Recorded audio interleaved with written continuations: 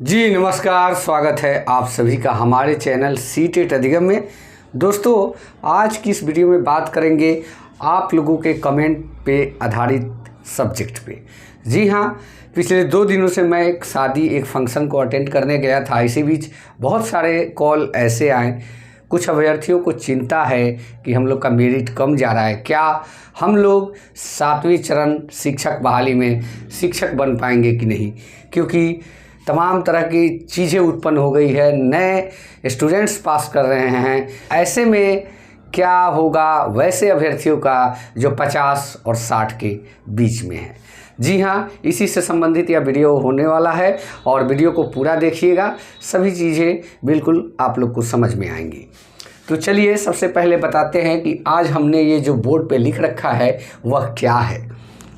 ये देखिए 3 चीज़ें लिख के रखी गई है। सीटेट एकेडमी, सीटेट अधिगम, नौकरी तक, ये चैनलों के एनालिसिस है।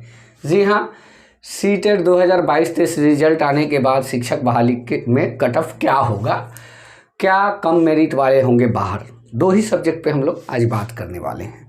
वीडियो को ध्यान से देखिएगा, चीज़ों को समझिएगा।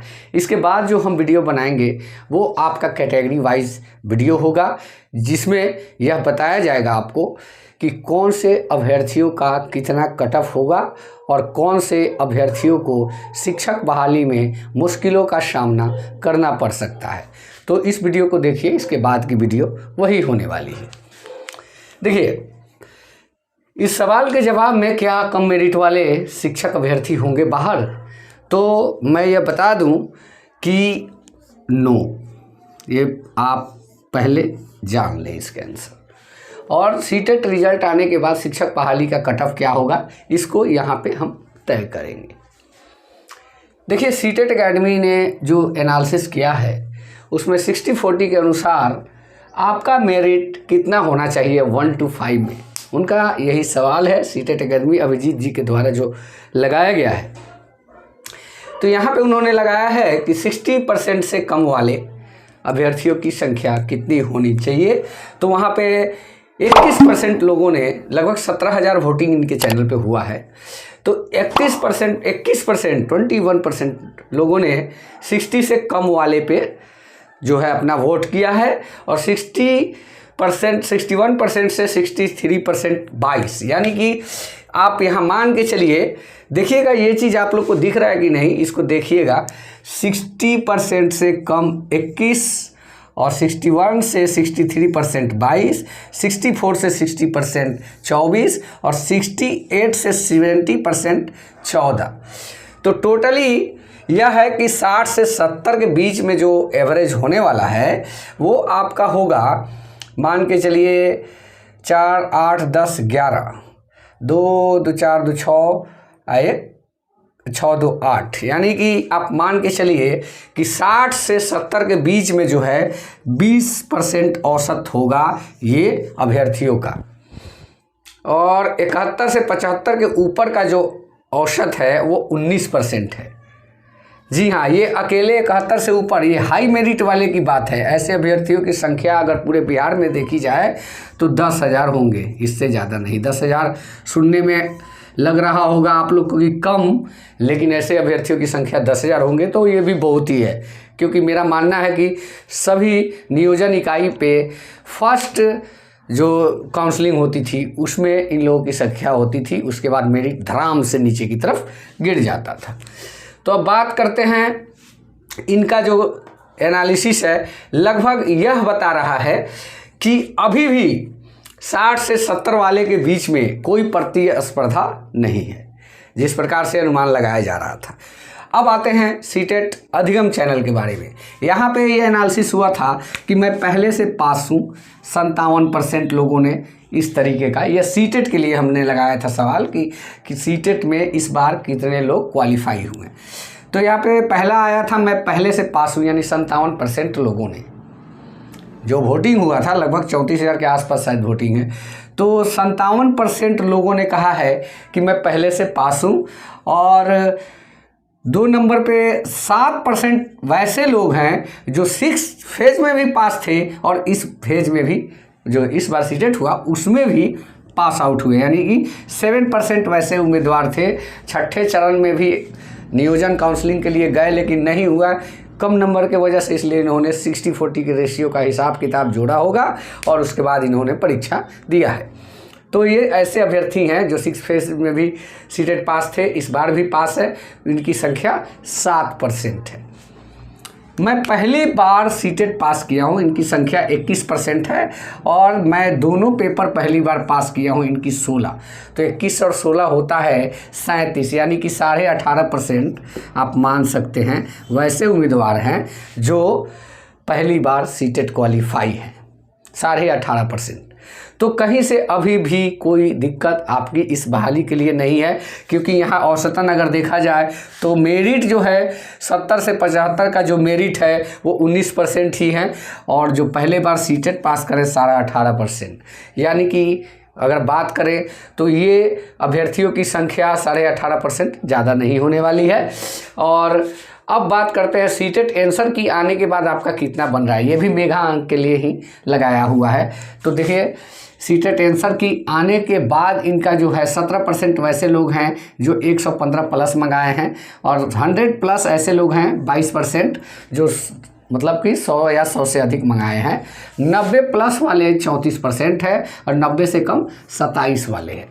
तो देखिए ये 27 वाले में नए अभ्यर्थी ज़्यादा है, 90 या 90 से कम में, और ये 90 प्लस यानी 100 प्लस भी इसको कह सकते हैं, ये वैसे अभ्यर्थी हैं जो पहले से पास आउट है, और ये वैसे अभ्यर्थी हैं जिनका मेरिट मेगा अंक 60-40 के हिसाब से कुछ कम बन रहा था, उन्होंने वो एफर्ट लगाया।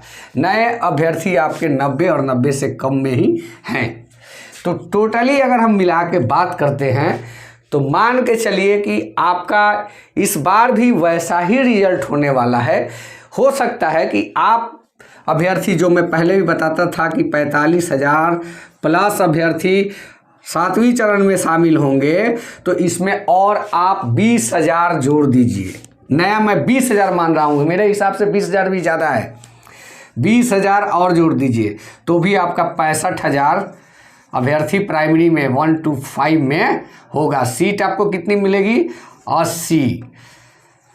80 मिलने वाली है। अब आप तय कर सकते हैं कि टोटल जब नंबर्स ऑफ प्राइमरी स्टूडेंट्स की बात होगी तो 65,000 स्टूडेंट होंगे और सीट कितने रहेंगी?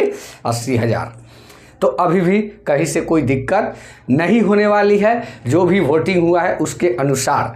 अब डिपेंड करता है, अब सुनिए यहाँ पे क्या क्या अड़चनें आपके लिए खड़ी हो सकती है।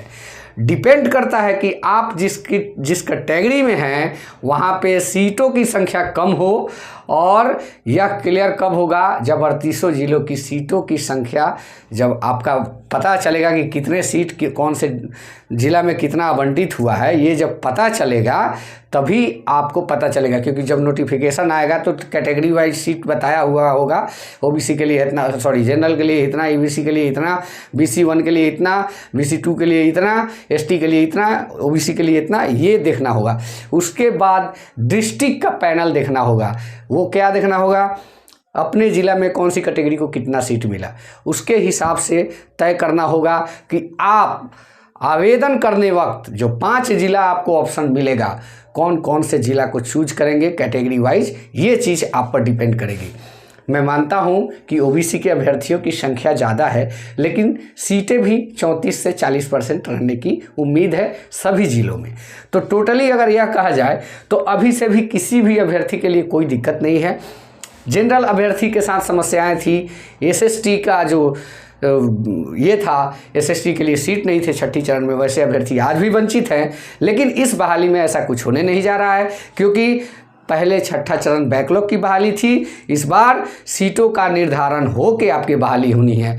तो कहीं से कोई अभी दिक्कत नहीं है, आप लोग ज़्यादा संशय में मत रहिए। अगर हाँ कम मेरिट वाले के लिए अगर प्रश्न चिन्ह लगने की बात जहाँ तक है, तो वो आपका अगर जुलाई परीक्षा हो जाती है तब कम मेरिट वालों के लिए दिक्कत हो जाएगा। वहाँ भी एक देखने वाली बात होगी कि स्टेट में कितने अभ्यर्थी ज्वाइन करते हैं। स्टेट अभ्यर्थियों की ज्वाइनिंग हमें लगता है कि प्राइमरी से पहले होगी, और उसके बाद यह देखने वाली बात होगी कि कितने % लोग ज्वाइन कर गए। वहाँ से एक आंकड़ा आपको ये मिलेगा कि अब प्राइमरी के लिए कितने लोग बचे, तो वो भी एक फैक्टर होगा जुलाई परीक्षा अगर हो जाती है तब भी। तो आप लोग को घबराने की बात नहीं है। कुछ मैं अपने हिसाब से कोशिश करता हूं कि कुछ ऐसा चीज़ आप लोग को बताऊं जहां से आप लोग को संतुष्टि मिले। तो आज का वीडियो इसी पर आधारित था, जो कि आप लोग कमेंट और फ़ोन कॉल के माध्यम से बार बार पूछा करते थे। दोस्तों वीडियो अच्छा लगा हो चैनल को सब्सक्राइब करें। धन्यवाद। जय हिंद। वंदे मातरम।